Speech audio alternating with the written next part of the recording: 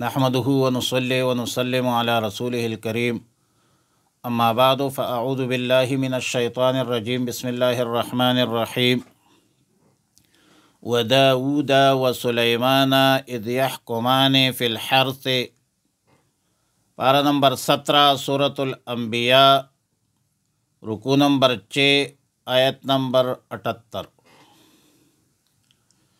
وداود وسلیمان لفظ داود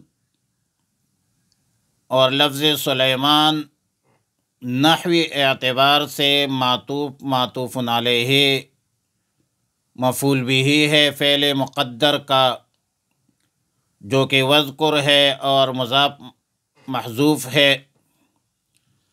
اے اذکر قصۃ داود و سلیمان اذ یحکمان فی الحرث، جب وہ فیصلہ کر رہے تھے فی الحرث کھیتی کے بارے میں، اذ نفشت جب چر گئی تھی فیہ اس میں غنم القوم لوگوں کی بکریاں، وکننا اور ہم تھے لحکمہم ان کے فیصلے کے شاہدین دیکھنے والے۔ سیدنا داؤد علیہ السلام اور سیدنا سلیمان علیہ السلام دونوں پیغمبر ہے، اور سیدنا سلیمان علیہ السلام صاحبزادہ ہے، فرزند ہے حضرت داؤد علیہ السلام کا۔ حضرت موسیٰ علیہ السلام اور سیدنا داؤد علیہ السلام کے درمیان 569 سال کا عرصہ ہے، فاصلہ ہے۔ سیدنا داؤد علیہ السلام کی عمر 100 سال تھی، اور سلیمان علیہ السلام کی عمر 59 سال تھی۔ بقول علامہ جلال الدین سیوطی رحمہ اللہ الباری، سیدنا سلیمان علیہ السلام اور رسول اللہ صلی اللہ علیہ وسلم کے درمیان 1700 برس کا عرصہ درمیان میں تھا۔ مذکورہ آیت میں ایک واقعہ کی طرف اشارہ ہے، جس کا خلاصہ یہ ہے کہ 2 آدمی سیدنا داؤد علیہ السلام کے پاس تشریف لائے۔ ایک کاشتکار تھا، کھیت والا تھا، اور دوسرا بکریوں کا مالک تھا۔ کھیت والے نے دعویٰ کیا کہ اس کے بکریاں رات کو چھوٹ گئی اور میرے کھیت کو صاف کر دیا، خراب کر دیا۔ تو مذکورہ مقدمے میں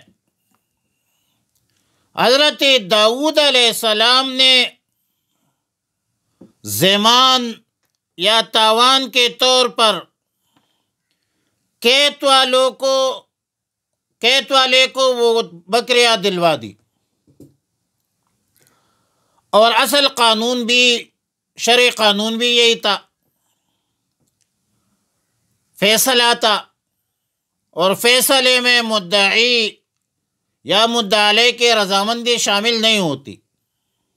فیصلہ تو قواعد، ضوابط، قوانین کے مطابق ہوتے ہیں، شہادت کی بنیاد پر ہو یا شواہد کی بنیاد پر ہو۔ مگر مذکورہ فیصلے میں بکری والے کا مکمل نقصان تھا، بلکہ نقصان ہی نقصان تھا۔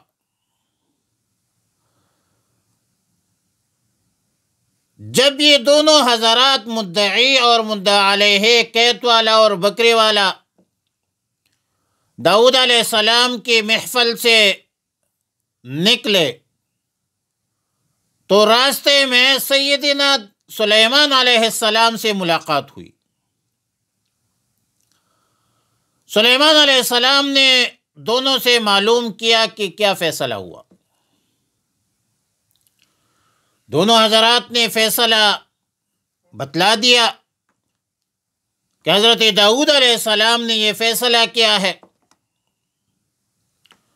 اور جو بکریاں تھی وہ قیت والے کے حوالے کر دی بطور تاوان یا ضمان۔ تو سلیمان علیہ السلام نے فرمایا اگر آپ دونوں کا معاملہ میرے سپرد ہوتا، میں قاضی ہوتا، تو میں دوسرا فیصلہ کرتا جس میں دونوں فریقوں کی رعایت کرتا۔ اب یہ بات سیدنا داؤد علیہ السلام کو معلوم ہوئی، تو سیدنا داؤد علیہ السلام نے حضرت سلیمان علیہ السلام کو بلایا اور فرمایا کہ میرے نبوت اور ابوت پر تمہیں قسم، بتاؤ اس کے علاوہ دوسرا کیا فیصلہ ہو سکتا ہے جس میں دونوں فریقوں کا، مدعی اور مدعا علیہ کا، رعایت بھی ملحوظ ہو، ان کی رعایت کا لحاظ بھی رکھا جائے، وہ فیصلہ مجھے بتاؤ۔ تو سیدنا سلیمان علیہ السلام نے فرمایا کہ بکریوں کو، بکری والوں کو، بکری والے جو ہے وہ اپنی بکریاں قیت والے کو حوالہ کرے، جو ان بکریوں سے نفع حاصل کرے، انتفاع حاصل کرے، اور قید جو ہے یہ بکری والوں کے حوالے کیا جائے اور اسے پابند بنایا جائے کہ وہ اس میں قیدی کرتے رہے جب تک قیدی کی پوزیشن اتنی نہ ہو جائے جو جتنی پہلی تھی۔ جب قید پہلی وحلت میں آ جائے، پہلی حالت میں آ جائے، پہلی پوزیشن میں آ جائے، سرسبز و شاداب ہو جائے، تو قید والوں کو قید حوالہ کیا جائے اور بکرے والوں کو حوالہ کیا جائے۔ یہ سن کر سیدنا داؤد علیہ السلام کو بڑی مسرت ہوئی، بڑی خوشی ہوئی، اور فرمایا کہ یہ فیصلہ زیادہ اصلح ہے۔ لہذا داؤد علیہ السلام نے دوبارہ یہی فیصلہ کیا۔ لیکن یاد رکھے کہ داؤد علیہ السلام کا فیصلہ بھی خلاف شرع نہیں ہے، قضا ہے، اور سلیمان علیہ السلام کا فیصلہ مصالحت پر مبنی ہے۔ قذافی معالم التنزیل ودر منصور عن مرہ وابن مسعود ومسروق عن ابن عباس رضی اللہ تعالی عنہما ومجاہد وقتادہ والزہری، لہذا دونوں فیصلوں میں کوئی تعارض نہیں ہے۔ کلن اتینا حکما و علما، ہر دو کو اللہ تعالی نے نبوت، حکومت، حکمت اور علم سے نوازا تھا۔ لیکن یہاں پر ایک سوال ہے، سوال یہ پیدا ہوتا ہے کہ فیصلے کے بعد کیا قاضی کا فیصلہ توڑا جا سکتا ہے؟ کیا ایک فیصلے کو چینج یا تبدیل کیا جا سکتا ہے؟ جب سیدنا داؤد علیہ السلام ایک فیصلہ کر چکے تھے تو کیا پھر اس فیصلے کو توڑ کر سلیمان علیہ السلام کو دوبارہ فیصلے کا حق حاصل تھا، یہ فیصلہ بدلا جاتا ہے۔ تفسیر قرطبی نے اس جگہ پر تفصیلی بحث کی ہے، جس کا خلاصہ یہ ہے کہ اگر کسی قاضی نے نصوص شرعیہ اور جمہور امت کے خلاف کوئی غلط فیصلہ اٹکل سے دے دیا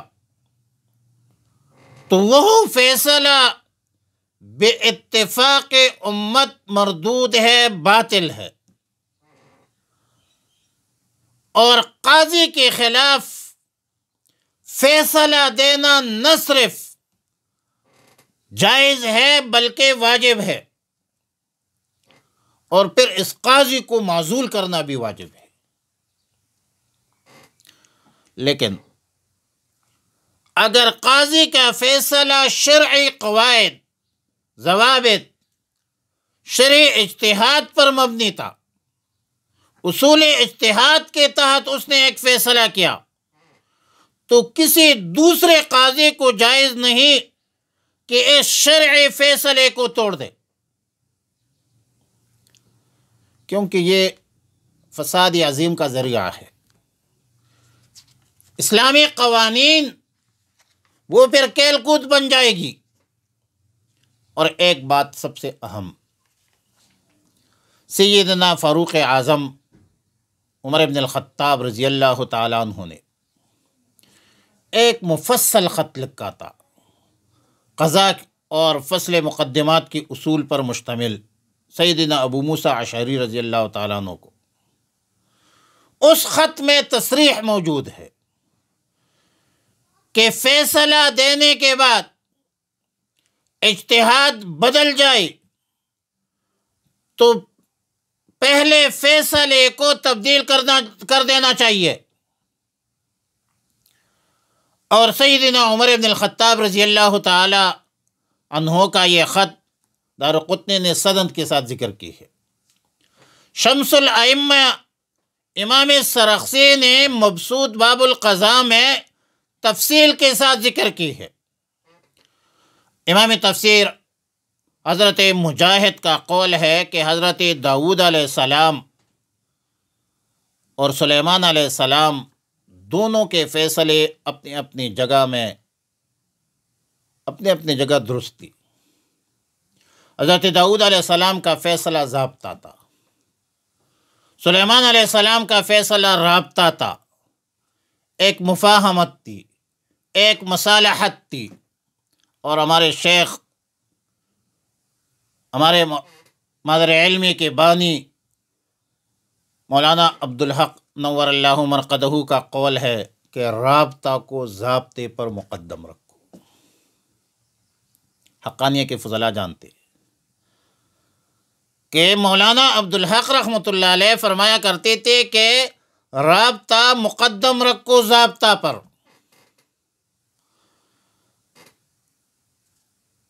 جب فریقین آپ کے پاس آ جائے تو صلح کرنا یہ حکم شرعی ہے، اللہ کا حکم ہے، اللہ کو صلح پسند ہے، والصلح خیر۔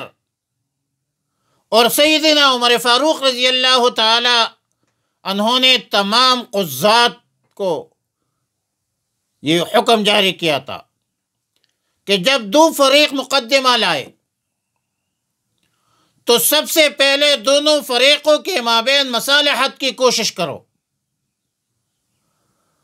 اگر مصالحت باہمی رضامندی سے ناممکن ہو تو اپنا شرعی فیصلہ جاری کرے۔ اور اس میں حکمت یہ ہے کہ عدالتی فیصلہ سے ایک فریق تو دب جاتا ہے، مگر دونوں کے درمیان بغض و عداوت کا وہ بیچ باقی رہتا ہے، دشمنی برقرار رہتی ہے۔ دو مسلمانوں کے مابین صلح ہونا چاہیے، مصالحت ہونا چاہیے، دونوں کو راضی کرنا چاہیے، لودو کے پالیسی جس کو کہتے ہیں۔